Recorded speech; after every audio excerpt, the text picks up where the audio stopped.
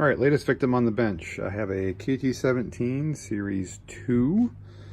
Picked this up with a 782. I've already got the PTO off, which I got a home for that already.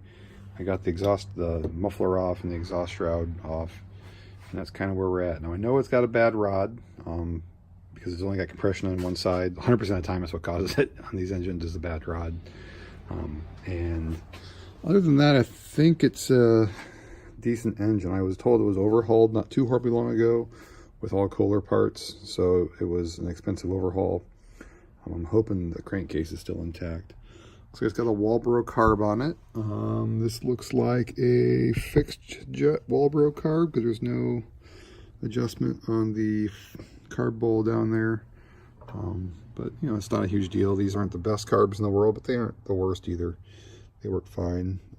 They may just need to clean it out. I don't know. I'll probably put a kit in it though. Other than that, I'm getting close to tear down on this guy. It's going to be a project over the next few weeks, probably. Tear it down and see what I have. This is the exact same teardown process for a 17 or a 19 or a 20 or an 18. They're all the same engine, basically.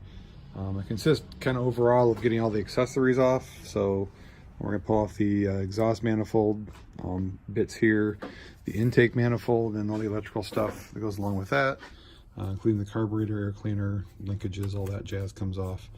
The tin work's going to come off.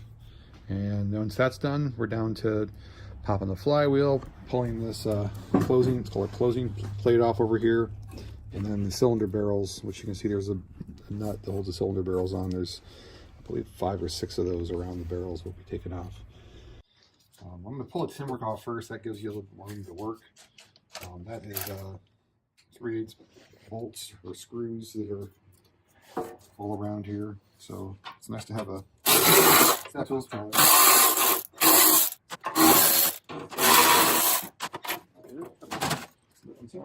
Oh, the plate works. I usually medium. Use some wood for that. All right, I'll show you here. So this is what it looks like once you get that tin work off. Actually, this looks pretty clean inside, just looking at it. But down here is the starter. So if you're rebuilding one of these, you just want to see how or repairing one of these, you don't want to necessarily rebuild it. The starter lives down in here. But a lot beside this is the number 2 cylinder. So this is the front of the engine. It's up here, it's backwards, and the Cub Cadet.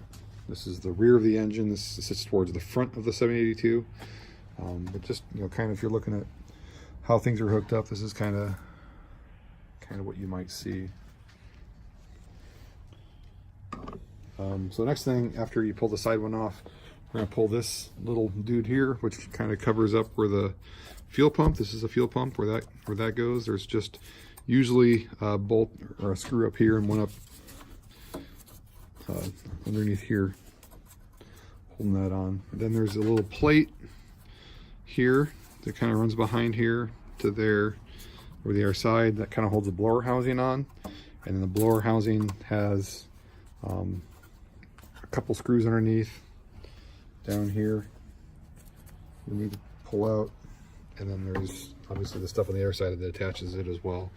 That's pretty much what keeps that on. We'll need to pull off this drive cup on the flywheel and remove this screen too before the blower housing can come. Actually, the screen's the big thing. You have to get this screen removed before you pull the blower housing off. We aren't going to get quite to that just yet, but you can see that this one is screwed on. Some of them have little clips on the M18 especially. You'll see little clips this clips into, but this one's got the screws on it, so that's not a big deal.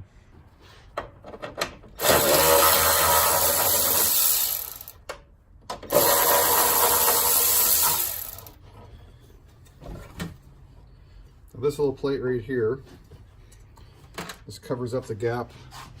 You can see it here. This covers up the gap between the fuel pump and the blower housing. This fits in right like this. And this is also where you're going to find the serial number. So this one, you can't tell anything about it because the serial number has been either rubbed off or cleaned off. I'm guessing someone cleaned it with a brake cleaner and took all the lettering off. So I have no idea, based on this, what how old this engine is or anything else related to it. I will also say that you can't really always trust these. Obviously, this is just a little plate. This is all that's telling you what year and model number you have for an engine. You really can't trust it, that it hasn't been removed or swapped or like this one erased. So you're going to have to kind of use some investigative techniques to figure out exactly what you have. But you still should probably use that just to keep stuff from falling down into the engine. This here is your electrical wiring. 2 pins. On the KT17, the bottom pin goes to your coil up here. So that's provided 12 volts from the electrical system on the tractor or whatever the host device is. And then the top pin up here is 12 volt feed from the voltage regulator over here that gets fed from the stator underneath here. So we'll take that off here in a little bit. But for right now, I'm just still wrenching on this tin work.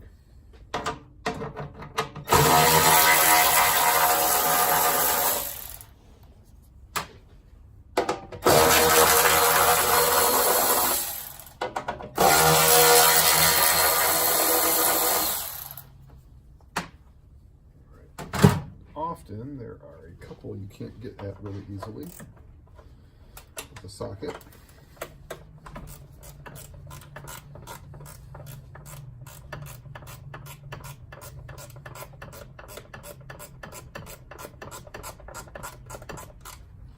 Typically that one on top up here.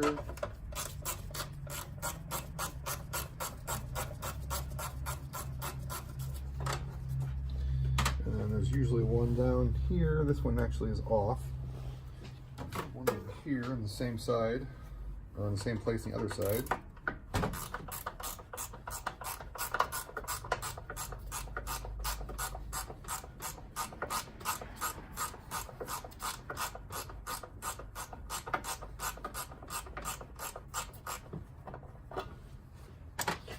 And then, hopefully you can see these two. There are 2 tricky ones way underneath up in here. If I can find a light to shine down here just a second. But you can probably see them down there anyway. Now there's one right back in here, down in here, and there's another one over here, right there. And you gotta get those 2 out. Those are the 2 tricky ones that a lot of people miss, or often they're missing as well. It typically takes a longer extension. That's what I do anyway.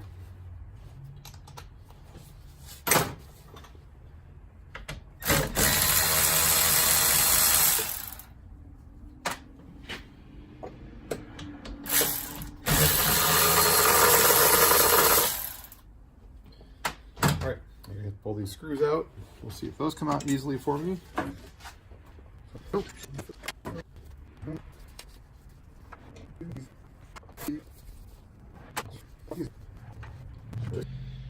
Here we have the blower housing screen. You can see on the flywheel here the 4 screw holes, pretty common. And the blower housing here is kind of loose and wobbly. I've got one more screw underneath here up by this voltage regulator. I gotta get loose, but I gotta pull the voltage regulator wire off here first. So see if I can do that. All right. So yeah, we'll have to loosen this voltage regulator wire up here, and then there's one more bolt in there.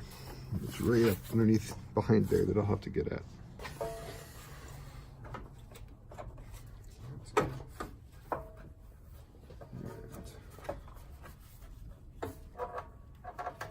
It's actually a lot easier to get at if you pull the voltage regulator off, so I'll do that real quick. I believe it's a 1/2 inch or 7/16, one of those two. 7/16.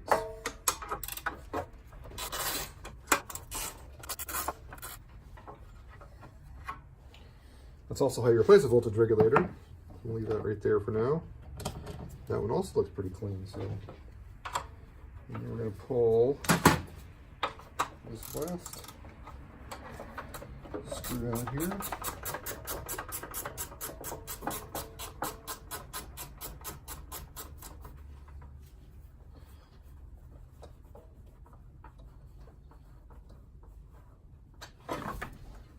off comes the blower housing.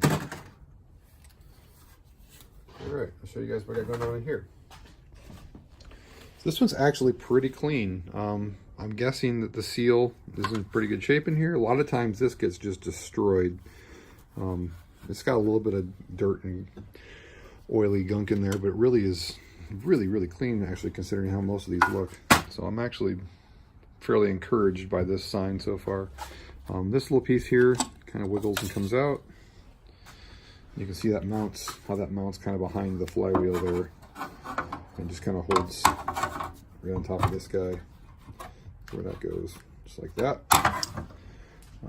So on a KT-17, you have a couple different things. First off, you have a timing mark over here. You can see these two cylinder bosses here, these two bosses, that's where the magneto would mount to on a Mag 18. These aren't drilled or tapped, but that's the big difference between a KT-17 and a Mag 18 is the ignition system, and that's what's different there. You can see with the flywheel here, the drive cup for a cub. It's got a little dirt in there, but no oil. That's good. This actually looks pretty clean. The teeth on the flywheel look all right. I'm encouraged by that. So this one's it's a little bit chattered over here in places. This looks like maybe the starter wasn't fully engaging or releasing once upon a time, but not a huge deal. We're going to keep on disassembling here. I'm going to get to this other side over here. You can see it spins a whole bunch there without catching. And then you got the tiny marks here on the flywheel. You have a top dead center, and then you have the spark line there. And you can see those as you line it up to time it. You can see those through here. There's a timing window on the side of the housing there that lets you see this post right here and these marks right here and right here. This right here is what kills engines. So this right here, this is why you need to every once in a while pull these tins off. Now this looks like a bit of a mouse nest, or just some grass maybe even. But when these fins get plugged up, and this one actually looks really good on this side, you can see right through it. But those fins will get plugged up, and then the engine won't be able to pump any air through from the flywheel. So the flywheel sucks in air from the front through the blower housing over here, and directs that air across these fins and out the back of the engine. It's the front of the tractor, but the back of the engine.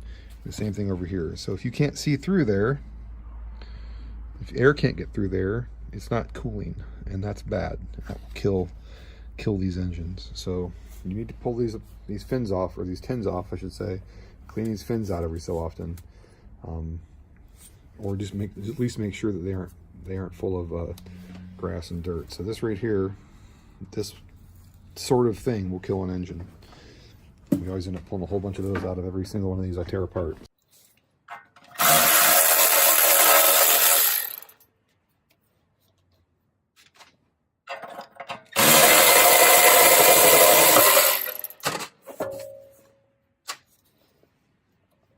This one, usually another one right over here. There it is.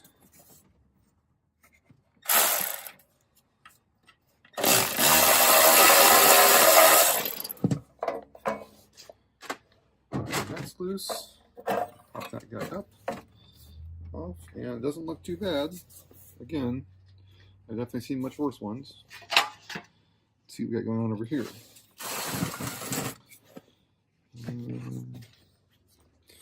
So back to engine identification. You can tell this is a Series 2 for sure. If you see this guy right here, this is the oil bypass block off plate. Now you can put a remote oil filter on this guy, or just an oil filter mounted right to this with different adapters here. But the Series 2s are the only ones on the KT-17 world that have these, or KT-19, either one, have these block off plates. The other thing you can tell for sure there's a Series 2 is it's got a pipe plug right up here. So a pipe plug up here means you have a Series 2. It'll be drilled and tapped on drilled on a Series 1, but it won't have that pipe plug in it. This is definitely a Series 2. Obviously, it says Series 2 up here on the air cleaner, so you have your suspicions, but you can tell for sure from that down there. I don't see any holes poked in the crankcase, which is a good sign. I can't remember which of the two cylinders is bad, but one of the two is bad. Both sides look pretty clean, so I feel fairly confident this engine's going to be okay. So I'm going to pop this flywheel bolt here off next. That's the next thing, and we'll see what we got behind there. I believe the easiest way to do this, and I'll try it without it, but I bet I'm going to end up using the impact wrench. It's just easier than trying to use a strap wrench, at least on removal.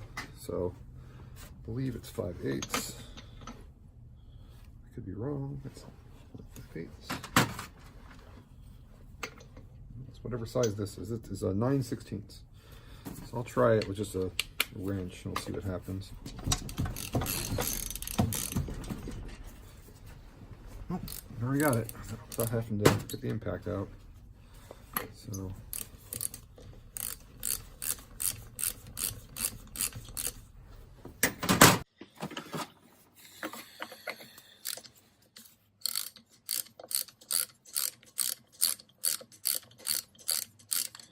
we should have a bolt and a washer in here, and there should be, this is fine threaded, so it takes a while to unthread. I don't think you're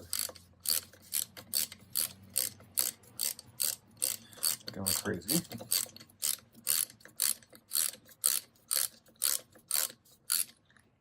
There we go. There's the bolt.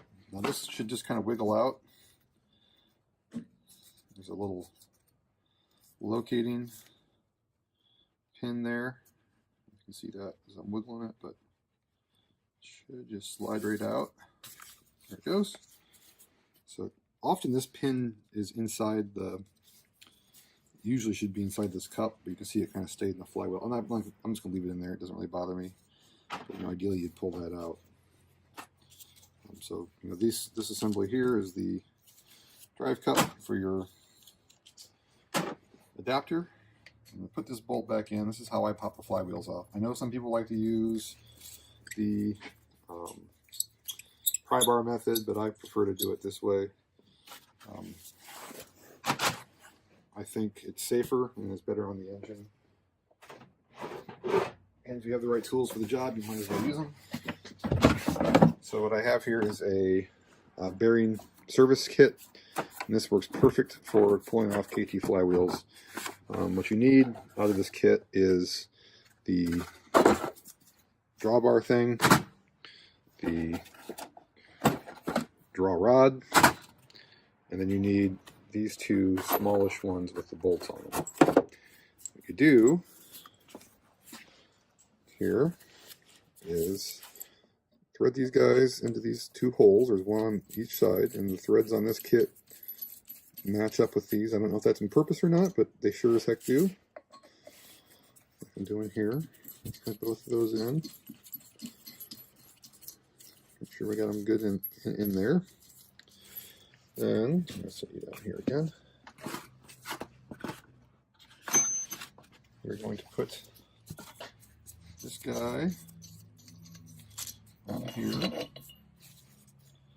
like so. And make sure you have the bolt in the flywheel housing here. That's what we're going to press against. These don't need to be tightened just yet, or really at all, ever. I'm going to put this rod in here. Thread it through. And line it up with that bolt in the center there. And if you want to get kind of crazy to keep from damaging that, you can put another nut in there. Otherwise, the point from this rod will leave a little divot in your flywheel bolt, and you might not want that. Right, so I have that just about centered there like that. Now we're going to tighten these two guys up. I'm going to get the right size socket on here, which is 11/16. Those want them to be like super tight. And now I'm just going to tighten this up. And you might need to hold the flywheel steady slowly.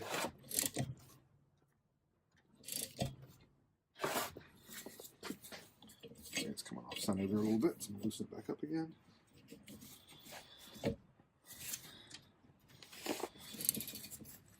This one's a little bit tight, so that's all right. They'll be tight sometimes. It's a good sign.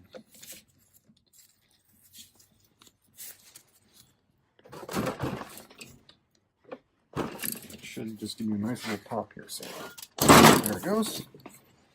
We have a loose flywheel. I'm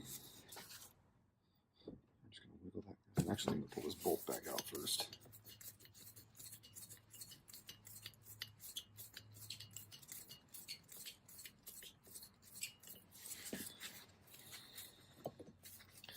That's how I pull flywheels off. You can loosen this guy off and take it off if you want.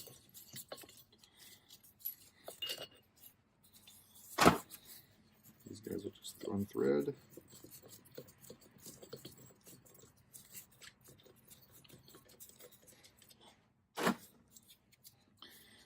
Now the other methods you can use on this basically involve putting a pry bar behind here, behind the flywheel, and you can't really see that right now because I'm not showing you, but behind the flywheel you can put a pry bar back here. I don't like that because you're prying against the crankcase, and the crankcase is aluminum. But a lot of people will do that and just hit it with a hammer, pound the center of the flywheel with a hammer. I don't like that. It puts a weird load on your bearings inside the engine. They aren't designed for that type of load, first off and foremost. And secondly, this doesn't take very long in the grand scheme of things. If you're running a production shop, I get it.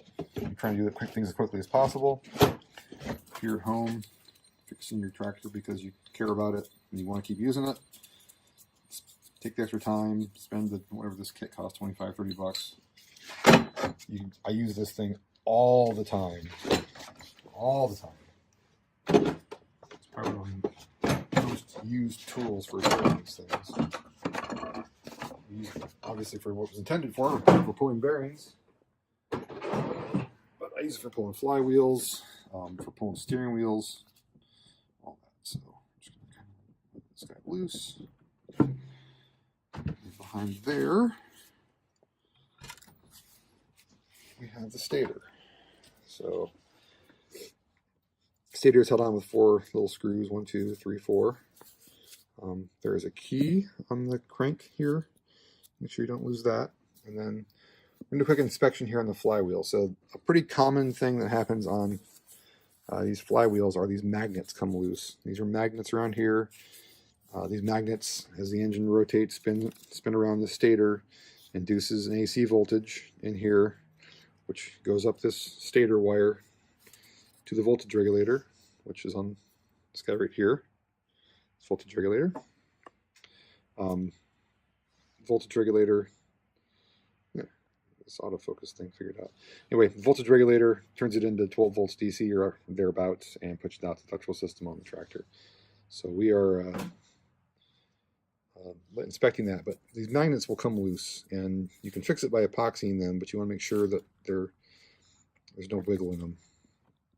This is kind of the inspection part, and there's none missing or chipped, because that'll both cause problems for you. So this one looks to be okay, and it's dirty. It's always going to be dirty back in these. They never really are clean. But the things you're looking for in particular are oil, because that means you have a leaky seal. I don't see any. Actually, this has been a very clean engine so far as these things go. I can see a little bit of leakage up here. See how this is, instead of just dry, it's kind of a oily, milky crap. That's probably from a leaking fuel pump. This engine died more than likely because it had gas in the oil, and that happens 2 ways on these KTs. The first one is the needle gets stuck on the float in the carb, and that floods the engine. The other thing that happens is this fuel pump, there's a membrane inside here. That membrane will leak, and when it leaks, it can leak directly into the crankcase down here, and sometimes it'll leak outside the crankcase as well. That's a typical cause of the starter going out. It'll leak right here, runs down the side of the engine, gets down here in the starter. This Bendix down here, and keeps it from popping back like it's supposed to. So we'll pull that apart, lubricate it, and clean it out good while we have this thing apart. So this is your cam plug. It's been replaced at least once because the witness mark has been moved over. Not a huge deal. But yeah, so far so good. This engine seems fairly clean. I'm at 30 minutes into this, so I'm going to call it good for this particular video. Get some more bagging and tagging and cleaning up done on this engine, and then we'll go from there.